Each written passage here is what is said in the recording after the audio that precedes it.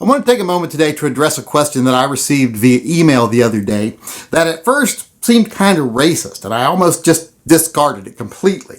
You know, usually when I get email, I only read like the first couple of lines if it's really long, just to see if they tell me I'm pretty or not, and if they don't, I move on to the next email.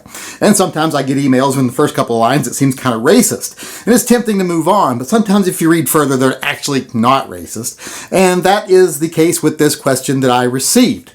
Well, someone sent me a question saying, and they asked me not to say their name because they knew people are going to think it's kind of a hateful, biased, not racist question, but bigoted question. And they asked me, do I think transgender people should own firearms? Now, that does sound very bigoted right off the bat, but they actually had a good reason for asking that question. They aren't asking because they're transgender. They're saying, you know, a lot of transgender people suffer from depression, from other issues that stem from being transgender. So does that make them an increased risk group about when it comes to owning firearms? And, you know, first off, the first thing I want to say today is I should not address transgender issues at all. I have no place to speak on transgender issues. I, regardless of what some people think out there, have never been transgender. I don't know what it's like to be a man, but, well, I mean, I know what it's like to be a man, but I don't know what it's like to be a man who feels like someone else, like a woman, or vice versa. I've never experienced it. I don't fully understand it, so I really shouldn't speak on it. And also, if I do speak on it, I'm just going to piss off a lot of people. But that's not my main concern. My main concern is just because, like I said, I don't understand it. I have never had that horrific feeling of looking down at my genitalia and going, ugh, that's wrong. I've looked down at my genitalia and went, oh, that's kind of sad. But I've never said, oh, that's wrong. That's not what I feel like. So, like I said, don't understand it, and I'm just going to piss people off if I talk about it. So, of course, since it is something I know nothing about and going to make people angry, I will answer the question. And I think transgender people should be able to own any firearm they want. I don't think they're any more of a risk to anybody else than you or I or anyone that isn't transgender. Now, it is true that they do suffer more from depression, etc., you know, case-by-case basis, but that's situational, not psychological.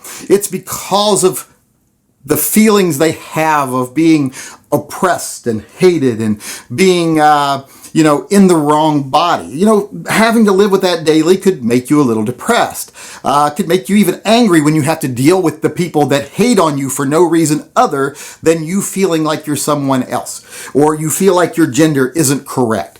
And that's nothing anyone should hate on you for. And then when people do, it can really affect your mental health, your mental state, let's say.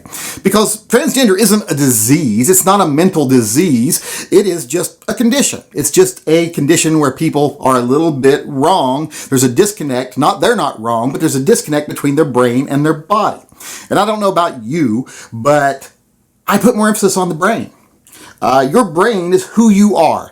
If any part of my body got lopped off right now and replaced, let's say we advance in robotics and they replace everything up to my neck, I'm still me because my brain is me. Not this heart and soul garbage, it's your brain. So if it's your brain that's you, because if you replace your brain and leave everything else, it's not you anymore. So I go with the brain. And if their brain tells them they're this or they're that, then who am I to argue?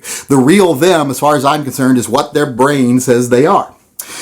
So that's how I feel about transgender. Now, I will say one thing that's going to piss off people. The whole transgender kid garbage. And I mentioned this in a live chat the other day. Stop forcing your own fucking issues on your children. No baby is born transgender. They might be born, you know, maybe both genitalia. That's really rare, but that's still not transgender. Don't force your sexuality or your issues about sexuality or stereotypes or social norms on a child. We only have two sexes in our species, and that's male and female. We're not a tri-sex species. That's like when people say, I'm pansexual. Well, there's only men and women, so who do you have sex with? What's the pan come in? Do you have sex with goats or something? You're just bisexual. So, because even if they're wearing a dress, if they got a penis, they're still technically a man, and you're obviously into penises. So or you're okay with them at least. So, I don't get the whole thing. Don't force it on your kids. There ain't a single 5-year-old out there that knows they're transgender. There are boys that prefer girlish things and girls that prefer boyish things. They're just kids things as far as I'm concerned, and I really don't care.